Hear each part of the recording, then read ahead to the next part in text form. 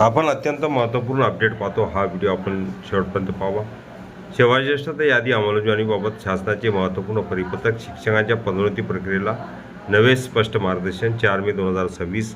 नमस्कार मित्रांनो, चॅनलमध्ये आपले सर्व स्वागत आहे। तत्पूर्वी आपण नवीन असाल चॅनलला आता सबस्क्राईब करा, समोरील बेल आयकॉनला क्लिक करा। निश्चितच नवनवीन अपडेट अखिल तामसर क्लासेस चॅनलमार्फत सतत आपल्याला पाहायला मिळतील। पाहूया सविस्तर।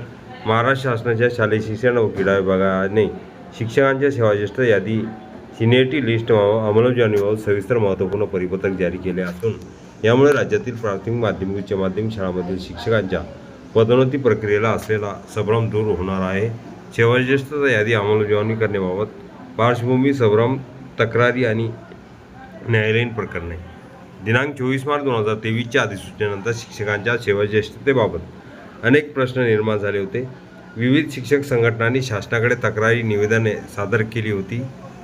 तसेच या विषयावर उच्च न्यायालयातही अनेक याचिका दाखल झाल्या होत्या सेवाज्येष्ठता यादी अंमलबजावणी करण्याबाबत। या पार्श्वभूमीवर शासनाने 28 जानेवारी 2025 रोजी सविस्तर परिपत्रक काढून सर्व नियमाचे स्पष्टीकरण दिले आहे।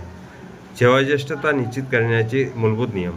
परिपत्रकानुसार सेवाज्येष्ठता निश्चित करताना खालील बाबी अत्यंत महत्त्वाच्या ठरतील।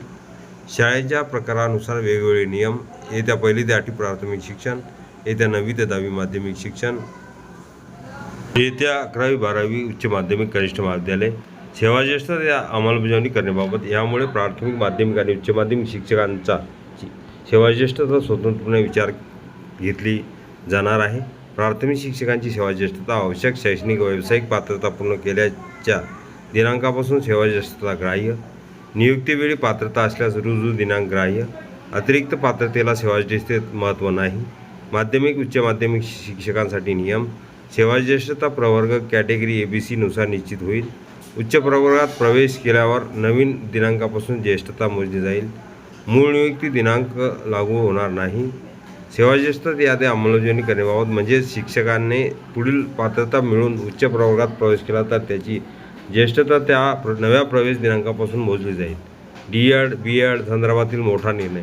D.Ed. जुना अभ्यासक्रम पात्रता समाविष्ट करण्यात आली, मात्र त्यामुळे आधीच्या शिक्षकांच्या सेवाज्येष्ठतेवर कोणताही परिणाम होणार नाही। सेवाज्येष्ठता यादी अंमलबजावणी करण्याबाबत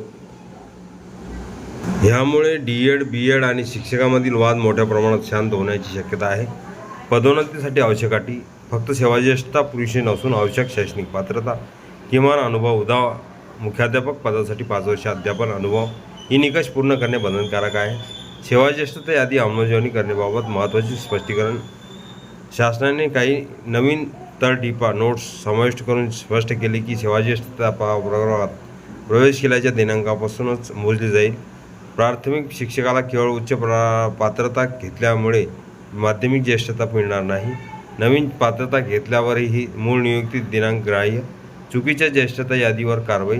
चुकीच्या पद्धतीने तयार केलेल्या ज्येष्ठता यादी तात्काळ दुरुस्त करण्याचे आदेश। त्यानुसार दिलेल्या पदोन्नतीवर पुनर्विचार घेतला जाणार। प्रशासनाची जबाबदारी निश्चित। विभागीय शिक्षण उपसंचालक व शिक्षणाधिकारी यांनी अंमलबजावणीची जबाबदारी। नियमाचे उल्लंघन करून केलेल्या पदोन्नतीचा मान्यता नाही। निष्कर्ष। हे परिपत्रक शिक्षकांच्या सेवाज्येष्ठता व पदोन्नती प्रक्रियेसाठी एक स्पष्ट, एकसंध आणि कायदेशीर मार्गदर्शक ठरले आहे। दीर्घकाळ प्रलंबित असलेले वाद, तक्रारी आणि न्यायालयीन प्रकरणे सोडवण्यासाठी हे एक महत्त्वाचे पाऊल मानले जात आहे। याचे पूर्ण परिपत्रक अखिल तामसर क्लासेसच्या डिस्क्रिप्शन बॉक्समध्ये लिंक आहे, तिथून डाउनलोड करू शकता। आपण नवीन असाल चॅनल लगेच सबस्क्राईब करा, लाईक करा, कमेंट्स करा, मित्रांना शेअर करा। असेच नवनवीन अपडेट आपल्यापर्यंत सहज पोहोचतील।